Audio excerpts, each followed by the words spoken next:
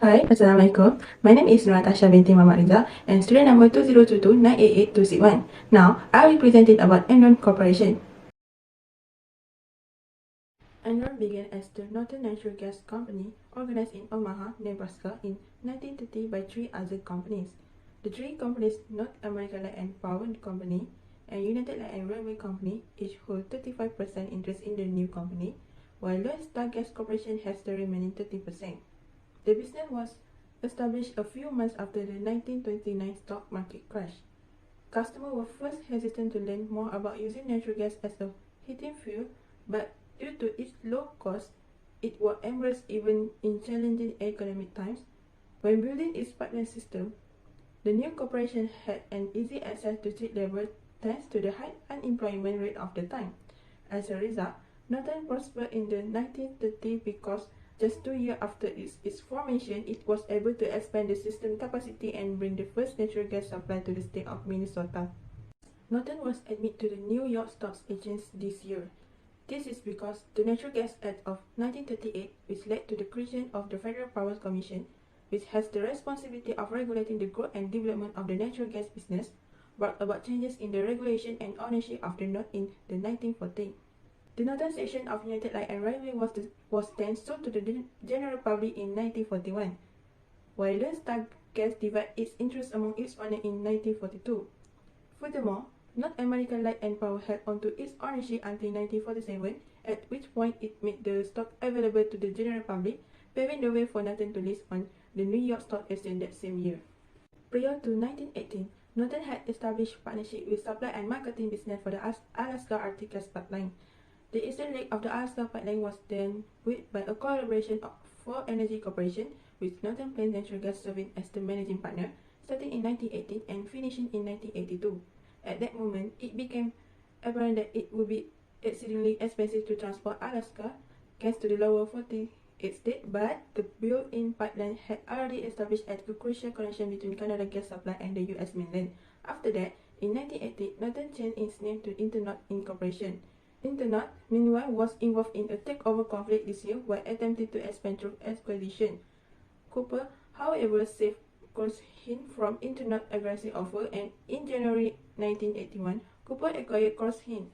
Internorth and Cooper filed numerous lawsuits in response to the takeover conflict, but the case was dismissed once the acquisition was complete.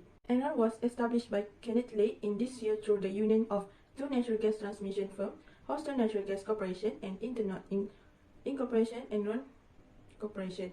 The new name for the combined business that had previously been known as HNG Internorth was found in Houston in 1986. But following the U.S. in the early 1990s, Congress passed a number of measures to deregulate the sale of natural gas, and the firm lost its sole license to run the pipeline.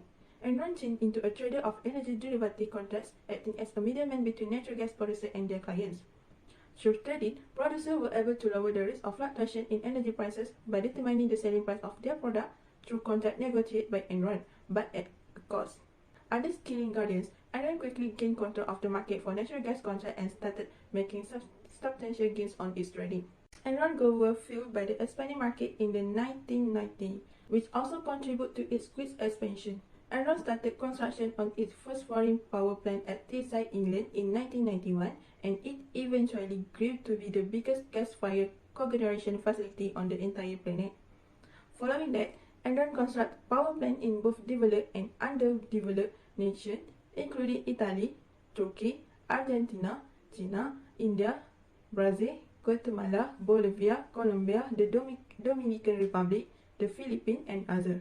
Enron Online was established in 1999 amid the dot-com boom and has been complete daily online trading worth around $2.5 billion.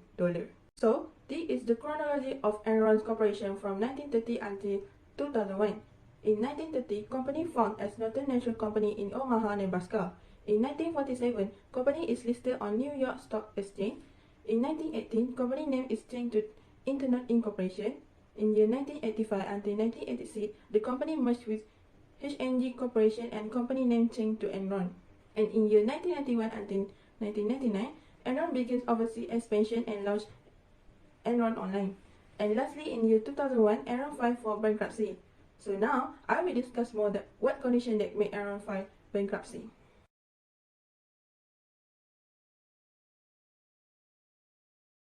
Firstly is executive compensation. The purpose of Enron's compensation and performance management system was to reward and retain its most valuable employees. This led to a dysfunctional company culture where employees became fixated on short-term gains in order to maximize bonus. Employees consistently attempt to initiate their while ignoring the quality of cash flow or profitability in order to receive a better appraisal of their performance review. Additionally, because Enron consistently placed a premium on its stock price, accounting results had to be reported as soon as possible in order to keep up with the company's stock price. In fact, this method makes sure that business leaders who close deals get significant cash bonus and stock options similar to U.S. corporations. The management is heavily compensated with stock options, which has led to the creation of expectation of rapid growth by the management in an effort to make report earnings appear to satisfy Wall Street expectations. Skilling will establish a target income at the budget meeting with the issue of the income required to maintain the stock price on the agenda. This is due to the fact that as of December 31, 2000, Enron has 96 million shares outstanding under its stock option plan, and Enron is assuming that this award will be executed over the course of the following 3 years. Using Enron's stock price and director beneficial ownership report in the 2001 proxy, the value of director stock ownership was $659 million for Lay and $174 million for Skilling. Therefore, Skilling believed that if Enron's employees were constantly concerned about costs, it would prevent original thinking that result in wasteful spending rampant throughout the company, especially among executives. This is because employees have large expense accounts and many executives are paid sometimes twice as much as competitors. Lastly is ethical and political analysis. The mismanagement that led to Enron's demise for a number of ethical and political economic reasons is one of the factors that contribute to the collapse of Enron corporate governance. Executive arrogance and haughtiness, a lack of corporate social responsibility, situational ethics, and successful business pragmatism are the main ethical answers. The regulation after the 1970 and insufficient staffing and budget for regulatory monitoring are cited as political economic factors. According to a more libertarian perspective, Enron's failure was caused by its reliance on political lobbying, rent-seeking, and regulatory gambling. Lastly, a form of failure experienced by Enron.